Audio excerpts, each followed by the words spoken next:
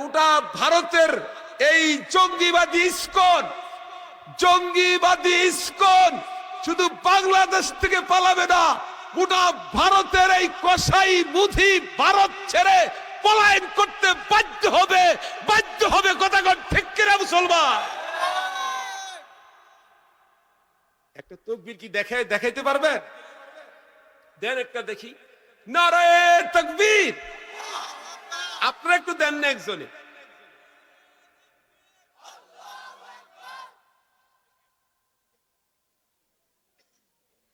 ভুলে গেছেন সব, না ভুলে গেছেন সব কিছু। হায় রে মুসলমান, সব ভুলে গেছে। তোমার মসজিদ, তোমার কাবা, তোমার মিনারা সব ভুলে গেছ, তাকবীরটা ভুলে গেছ। প্রতি ঈদের সময় 9 তারিখ থেকে শুরু করে 9, 10 ঈদুল আজহা, 9, 10, 11, 12, 13 আসর পর্যন্ত কুরবানি গোশত খায়। আর প্রতি নামাজের পরে একবার জোরে তাকবীর দেওয়া ওয়াজিব কিনা? কথা কয়। তাহলে খাইবা কার নামে? আল্লাহর নামে। তাকবীর দিবা কার নামে? তাকবীর দেওয়ার জন্য তো প্র্যাকটিস শিখাইতেছে। নামাজে বারবার তাকবীর। নামাজের শুরু তো কি আল্লাহু আকবার, আজানের মধ্যে তো তাকবীর আল্লাহু আকবার, আল্লাহু আকবার। কি কথা কয় না? তিনি সবচেয়ে বড় মহান। কে? মুর্দার মতো আওয়াজ দিল, জিন্দা আওয়াজ দিবা। সবচেয়ে বড় মহান কে? আল্লাহ। আল্লাহ তিনি বড়, সবচেয়ে বড়, সবার উপরে তিনি। আল্লাহু আকবার। সেজন্য বলছিলাম ভাইরা আমার, কোনো ভয় করবেন না। আমাদের সাথে আল্লাহ আছেন, আমাদের মক্কা আছে, মদিনা আছে, আসেনি? কথা কয় না? আমাদের জমজম আসেনি পানি? কোন অমুসলমানের জমজমের পানি আসেনি? কথা কয় না? ওদের কি আছে? ওদের কি আছে? ওরা আমাদের জমজমের পানি দেখো মুসলমান, একটু খেয়াল করো। তুমি যদি জমজমের পানিটা একটা সুন্দর একটা আপনার বোতলের মধ্যে 6 মাস রাখো, 1 বছর রাখো, দেখবেন এই জমজমের পানিটা 1 বছরও কোনোদিন শ্যাওলা হবে না, কোনোদিনও ময়লা হবে না। জমজমের পানির মতো মজা পানি পৃথিবীতে আর নাই। আল্লাহু আকবার। এই নিয়ামত আমাদেরকে দান করছেন কে? কাবার পাশে আসলে, কাবার ঘরের পাশে আমার নবী, তোমার নবী মুহাম্মদুর রাসূলুল্লাহ সাল্লাল্লাহু আলাইহি সাল্লামের অনেক আগের বাবা, তারপরে হযরত ইব্রাহিম আলাইহিস সালামের কলিজার প্রথম টুকরা ছেলে ইসমাইল, ওনার পায়ের গোড়ালির ঘষায় ঘষায় মরুভূমির মধ্যে আল্লাহ তাআলা জমজমের ফুরফুর পানি বাহির করে দিয়েছে। সুবহানাল্লাহ। আজ থেকে 6,500 বছর, 6,500 বা 6,000 বছর পূর্বে আজকের এই পর্যন্ত জমজমের পানিটা এক অবস্থায়, কমেও না, পানির স্বাদও কোনো নষ্ট হয়েছে? তো এরপরে কি বুঝেন না? এরপরে কি আমরা বুঝি না আমাদের নিয়ামত? এজন্য ভাইরা আমার, আসুন আল্লাহ আমাদেরকে যে ইসলাম দান করছেন, এই ইসলাম নিয়া, ইসলামের উপরে বেঁচে থাকতে আসলে খুশি নি? কন্যা আপনারা একজন মুসলমান বইলা, মুসলিম হিসাবে আমরা মুসলমান, বলেন আমরা কি? আমরা মুসলিম। আমরা মুসলিম, এই গর্ব, এই শুকর আদায় করে আমরা বাঁচতে চাই, ইসলাম নিয়ে কবরে যাইতে চাই। রাজি তো ইনশাআল্লাহ? জিন্দাও দেখুন, রাজি তো ইনশাআল্লাহ? ভাই আপনি সহজ করে বুঝানেন এগুলো। তাই আমি বলছিলাম, দেখেন অনেক লোক আছে আমাদের মাঝে, ব্যাপারটা দেখেন। আল্লাহ তাআলা বলেন ইন্নাদ-দীনা ইনদাল্লাহিল ইসলাম। এই আয়াতের সূত্র ধরে আমি বলতেছিলাম, আমি আল্লাহর কাছে সীমাবদ্ধ, বুঝেন না? আমি আল্লাহর কাছে সীমাবদ্ধ ধর্ম একটাই। ধর্ম কয়টা? তাহলে ওগুলা কি? ওগুলো তো আমরা বলি ধর্ম আদিয়ানে বাতিলা, ওগুলো হচ্ছে একটা মতবাদ। কন এগুলো কি? বুঝে আসছি না আপনাদের? কন্যা ওগুলো এক একটা আদর্শ, মতবাদ। এটা যেমন আপনি দেখেন হিন্দু ধর্ম, ওইটা আপনার রাধা কৃষ্ণ হরে, এগুলাই তো নাকি? বৌদ্ধ, গৌতম বৌদ্ধ, ওই বৌদ্ধ ধর্ম যেটা পৃথিবীতে চালিত আছে, পরিচিত, এটার প্রধানকে জোরে কয় না গৌতম বৌদ্ধ, জোরে কয় না কি? যেমন শিখ একটা ধর্ম, আমি একটু সংক্ষেপে বুঝাই।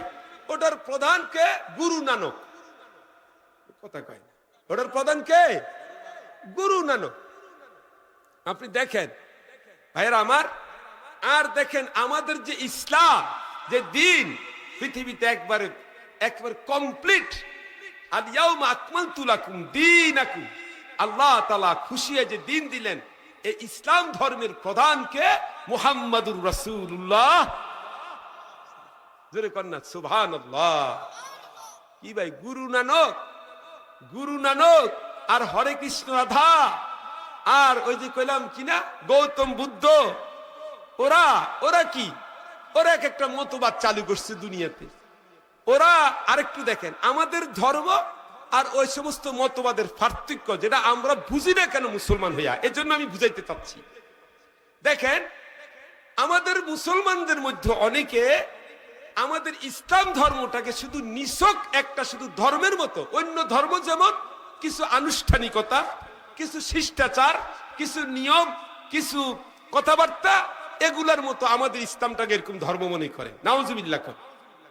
দেখেন সহজে বুঝেন কিনা ভাইয়েরা আমার, বৌদ্ধ ধর্মের প্রধান যদিও সে গৌতম বুদ্ধ হয়, সে শুধু ধর্মের নেতা। গুরু নানক একজন শুধু মনে করেন ধর্মের নেতা। হরে কৃষ্ণ রাধা এগুলো একটা ধর্মের নেতা, শুধু একটা ধর্মীয় কালচার চালু করছে। কিন্তু আমাদের লিডার, আমাদের নবীজি মুহাম্মাদুর রাসূলুল্লাহ যেরকম সাল্লাল্লাহু, আমাদের নবীজি শুধু ধর্মের নেতাই নন, আমাদের নবীজি তাম পৃথিবীর কাছে তিনি রাষ্ট্রেরও নেতা। আল্লাহু আকবার কয় না? আমাদের রাসূল, আমাদের নবীজি শুধু ধর্মের নেতা নাকি রাষ্ট্রেরও নেতা? দেখছেন পার্থক্য কত? আমাদের মুসলমান যারা এখনো মনে করে যে রাষ্ট্র রাজনীতি, দেশ দেশ সুপ্রিম কোর্ট, হাইকোর্ট, জজ কোর্ট, সচিবালয়, ওগুলোর মধ্যে কেমনি চলতেছে ইসলামী অনুশাসন, ইসলামের যে কনস্টিটিউশন বিধান ওখানে আছে কি নাই, এগুলো নিয়ে চিন্তা করার কোনো দরকার নাই।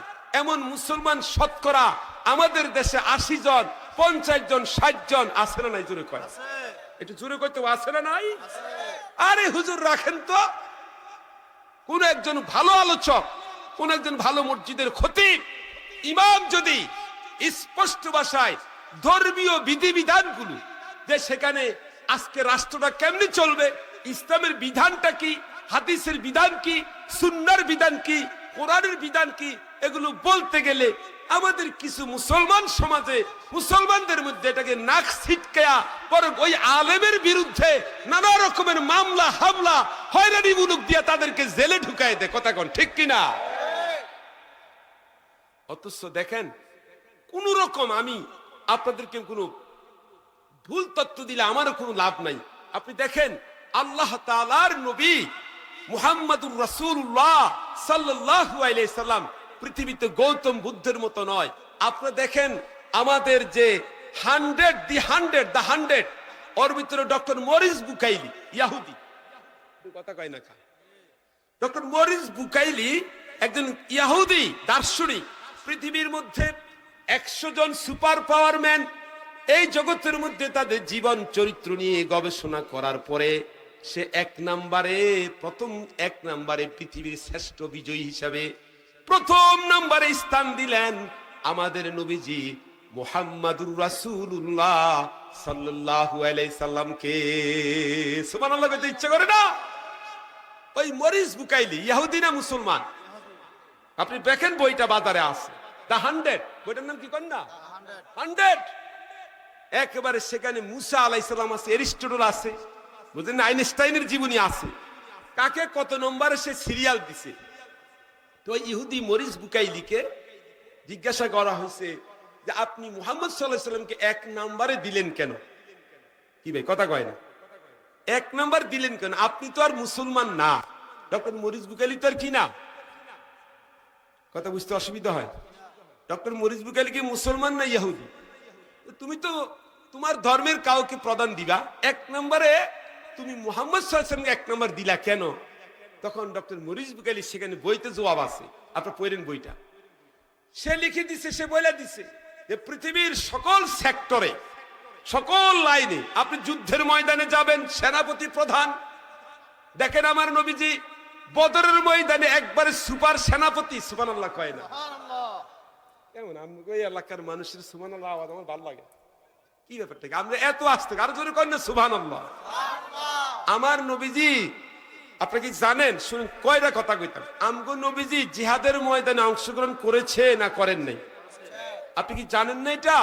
বদরের যুদ্ধে আউয়ালু মাআরাকাতিন বাইনাল মুসলিমিনা ওয়াল কাফিরিন, গাজওয়াতুল বদর, মুসলমান মাত্র 313 জন শহীদ নিয়ে আল্লাহর হাবিব দুন আলমের সরদার রহমাতুল লিল হুজুর গায়ের মধ্যে শক্ত বর্ম গায়ে দিয়া উহুদের ময়দানে গেছেন, বদরে গেছেন, শুধু জানে নাই তিনি সেনাবাহিনীর প্রধান সেনাপতি ছিলেন। কি বুঝছেন আপনি? সকল সেক্টরে আছে। স্ত্রীদের কাছে গেছে যখন ঘরে, তিনি একজন আদর্শবান স্বামী। সুবহানাল্লাহ দিচ্ছে করে।